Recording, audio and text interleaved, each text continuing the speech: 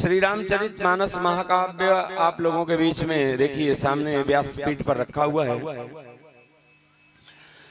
इसका नाम है श्री रामचरित मानस। लेकिन अगर इसको खोलकर आप पढ़ना प्रारंभ करोगे तो आपको प्रारंभ में राम की कथा नहीं मिलेगी। जब आप इसको पढ़ना शुरू करोगे तो आपको, अगर कोई नया व्यक्ति पढ़ना प्रारंभ करे रामचरितमानस को, तो प्रारंभ में पढ़ते समय उसे लगेगा ही नहीं कि ये रामचरित है। प्रारंभ में उसको शिवचरित लगेगा, क्योंकि सबसे पहले गोस्वामी श्री तुलसीदास जी महाराज श्री रामचरित मानस महाकाव्य में शिवचरित की कथा सुनाते हैं। तो रामचरित मानस सुनाने के पहले गोस्वामी जी ने श्रोताओं को पहले शिवचरित सुनाया। शिवचरित क्यों सुनाना चाहते हैं? श्री रामचरित मानस है, राम की कथा है, तो डायरेक्ट राम से प्रारंभ करें। शिव की कथा सुनाने की आवश्यकता क्या है कि शिव की कथा सुना करके फिर राम कथा सुनाओ? तो शिवचरित पहले क्यों सुनाना चाहते हैं? तो शिव है कौन? तो आप सभी लोग जानते हैं, बोले भवानी शंकरो वंदे और श्रद्धा विश्वास रूपिणो। भवानी जो है, मैया भवानी हमारे आपके अंतःकरण की श्रद्धा की प्रतीक है। हमारे आपके हृदय की जो श्रद्धा है वही मैया भवानी है, और हमारे आपके अंतःकरण का जो विश्वास है वही भगवान भूत भावन भोलेनाथ। कथा सुनने के लिए दो चीज की परम आवश्यकता होती है, श्रद्धा और विश्वास। जब तक श्रद्धा और विश्वास नहीं होगा तब तक आप राम कथा सुन ही नहीं सकते। भले वहीं पर बैठे रहो लेकिन आप सुन नहीं सकते, गारंटेड। यहीं पर मंचवा पे आके बैठ जाओ तो भी नहीं सुन पाओगे जब तक श्रद्धा और विश्वास नहीं होगा। तो सबसे पहले गोस्वामी श्री तुलसीदास जी महाराज राम कथा सुनाने के पहले केवल शिव की कथा नहीं सुनाते हैं, बल्कि शिव और पार्वती का गठबंधन कराते हैं पहले। और जब गठबंधन हो जाता है तब राम कथा प्रारंभ करते हैं। मानो गोस्वामी जी का कहना है कि जब तक व्यक्ति के अंतःकरण में श्रद्धा और विश्वास का गठबंधन नहीं होगा तब तक व्यक्ति राम कथा सुनने का अधिकारी नहीं बन सकता है।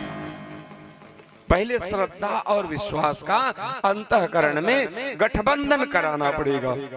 तो सबसे पहले गोस्वामी जी ने श्रद्धा और विश्वास का गठबंधन कराया।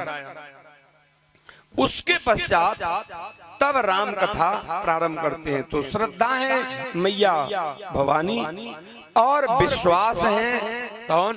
भूत भावन भोलेनाथ। अब आप जरा सावधानी से समझिएगा। पार्वती जी जब जब इनका जन्म होता है, इनका विवाह हमेशा भूत भावन भोलेनाथ से ही होता है। इसके पहले ये सती के रूप में थी तो भी इनका विवाह भूत भावन भोलेनाथ से ही हुआ था। राम कथा ना सुनने के कारण पिता के यज्ञ में शंकर भगवान के अपमान को बर्दाश्त ना कर सके, जिसके कारण योगाग्नि प्रकट करके वहां पर शरीर को भस्म करना पड़ा। पुनः मैया पार्वती का प्राकट्य राजा हिमांचल के यहाँ होता है, मैया मैना के। पुनः मैया पार्वती शंकर भगवान को प्राप्त करने के लिए, शिव को प्राप्त करने के लिए, क्योंकि शिव शब्द पर जो इकार लगा हुआ है, इकार की मात्रा लगी हुई है, वही मैया शक्ति है।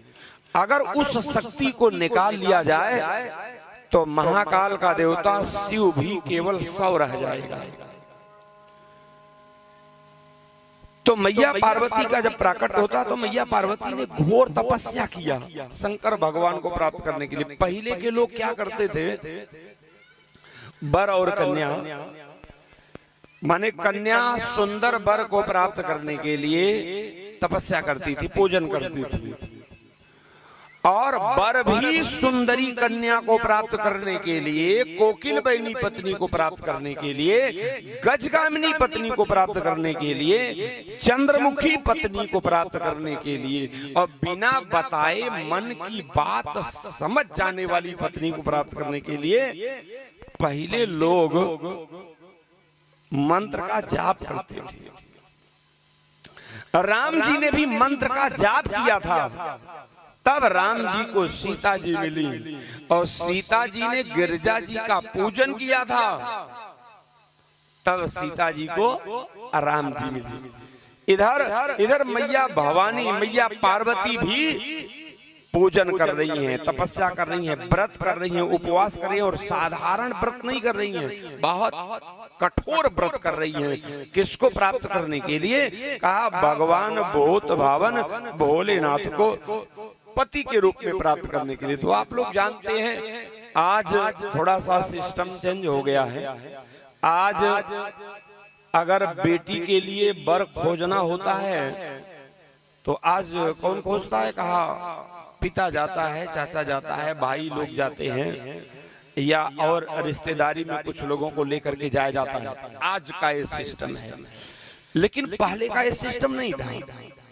पहले का सिस्टम ये था कि अगर कन्या विवाह के योग्य हो गई तो उस कन्या के विवाह की पूरी जिम्मेवारी उस गांव के आचार्य को दे दी जाती थी, माने पुरोहित को, आचार्य को दे दी जाती थी कि बेटी विवाह के योग्य हो गई है, इसके योग्य आप वर की खोज करो। मतलब यजमान को अपने पुरोहित पर इतना भरोसा होता था, वह जानता था कि हमारे पुरोहित हमारी बेटी के लिए हमेशा योग्य वर की ही तलाश करेंगे। बाप उसमें हस्तक्षेप नहीं करता था, पुरोहित जहां पर फाइनल कर देता था वहीं पर विवाह पक्का हो जाता था। तो निश्चित है जब उस समय का यही सिस्टम था, तो मैया पार्वती जी जब थोड़ी बड़ी हुई विवाह के योग्य, तो पार्वती जी के विवाह का भी जिम्मा आचार्य को दिया गया, पुरोहित को दिया गया। अच्छा, पुरोहित जब जाते थे वर खोजने के लिए तो अकेले नहीं जाते थे, पुरोहित भी अकेले नहीं जाते थे। जब पुरोहित वर खोजने के लिए जाते थे तो गांव का एक व्यक्ति पुरोहित के साथ में लगा दिया जाता था। वो गांव का कौन होता था? अरे नाई को लगा दिया जाता था। वो साथ में जाता था, पुरोहित भी देते थे और वो भी अपना। तो मैया पार्वती जी भी जब विवाह के योग्य हुई तो आचार्य जी को सौंपा गया कि पार्वती के योग्य वर से विवाह तय किया जाए। तो पुरोहित जी निकले, विद्वान लोग कथा में सुनाते हैं कि पुरोहित जी निकले और नाई को लेकर के डायरेक्ट क्षीर सागर पहुंच गए। क्षीर सागर पहुंचने के बाद पुरोहित ने कहा, देख लो वर खोजने के लिए हम आए हैं, इस वर को जरा देखो। नाई ने कहा, इसके बारे में कुछ बताओ।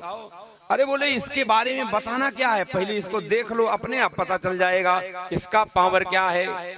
तो भगवान विष्णु का पावर क्या है? कहा शांताकारम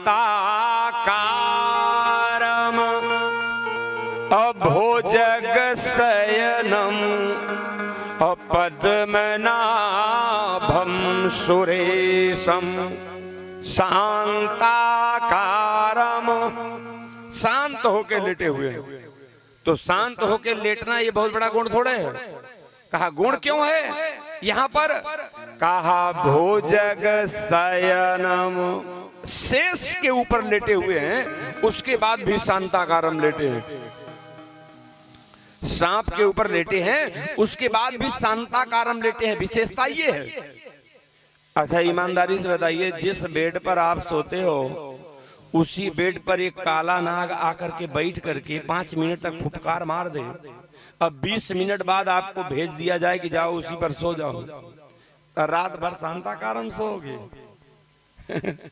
रतिया भर अशांताकारम सोओगे कि कहीं से आ न जाए। बोलिए शंकर भगवान की। कहा ये शांताकारम सो रहे हैं, शेष के ऊपर 1000 फन वाले के ऊपर सो रहे हैं, उसके बाद भी शांताकारम सो रहे हैं। शेष जो काल का प्रतीक है, जो काल का बिछौना बनाकर सो रहा हो, अब सोचो वो कितना पावरफुल वर सिद्ध होगा। आचार्य जी ने नाई से कहा अगर इसके साथ में बेटी का विवाह हो जाएगा तो जरा सोचो कि जो काल को बिछौना बनाकर सो रहा है, अगर इसके साथ बेटी का विवाह हो जाएगा तो बेटी के चूड़ी और सिंदूर पर कभी खतरा आने वाला नहीं है। बोलो भाई, काल पर सो रहा है माने काल के ऊपर उसका कमांड है। देख लो। लेकिन नाई तो नाई है, नाई बहुत बारीकी से निरीक्षण कर रहा है, बहुत बारीकी से। जब भगवान विष्णु को देखा तो उसने कहा महाराज देखो आपको पास है, लेकिन माफ करना मुझे पास नहीं, मुझे पास नहीं है। बेटी के पास में हाथ मात्र 2 है और इसके पास में हाथ 4 है। अगर मान लीजिए किसी दिन झगड़ा हो गया, न हो अलग बात है, लेकिन अगर किसी दिन हो ही गया झगड़ा तो 2 हाथ से दोनों उसका पकड़ लेगा, 2 ठोई चटपट चटपट मार के मुंह फुला देगा। इसलिए ये मुझे पास नहीं है। कितना बहुत बारीकी से उसने देखा। आचार्य जी ने कहा था बोले बस यहाँ रुकने की जरूरत नहीं है, ये कितना भी पावरफुल हो विवाह इससे नहीं होगा। अब फाइनल कर दिया उसने, आगे बढ़े। आचार्य जी लेकर के पहुंच गए ब्रह्मलोक, ब्रह्मा जी के यहाँ। इनको देखो, सारे संसार को पैदा करने वाला है ये ब्रह्मा, सबको सुंदरता देने वाला यही है। सुंदरता की फैक्ट्री इसी के पास है, सबको सुंदर और कुरूप बनाने वाला यही है। ये कैसा रहेगा? अब नाई जो है ब्रह्मा का निरीक्षण कर रहा है। गजब की खोपड़ी पाया है। ब्रह्मा का निरीक्षण कर रहा है, नीचे से ऊपर तक देखा, देखने के बाद मुंह बना लिया। उसने कहा महाराज ये भी मुझे पास नहीं है।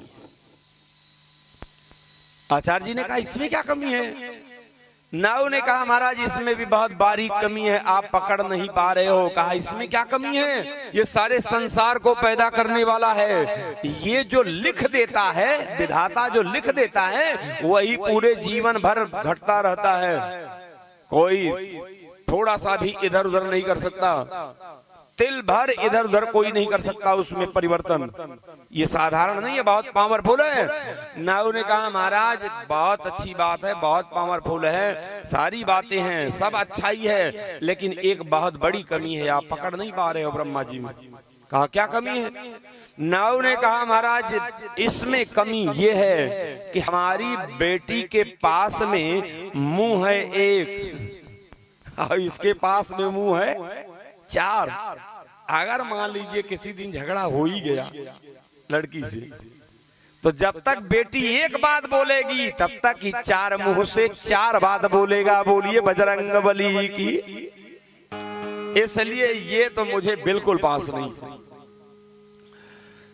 आचार्य जी ने कहा था बोले आगे बढ़ो, जब वर की खोज के लिए निकले हैं तो जब तक बेटी के योग्य वर नहीं मिलेगा तब तक हम हामी नहीं भरेंगे। आगे बढ़ो। आगे जा रहे थे, एक जगह पर शंकर भगवान त्रिशूल गाड़ करके एकदम दिगंबर माने बिना कपड़ा के बैठे हुए थे पलथी मार के।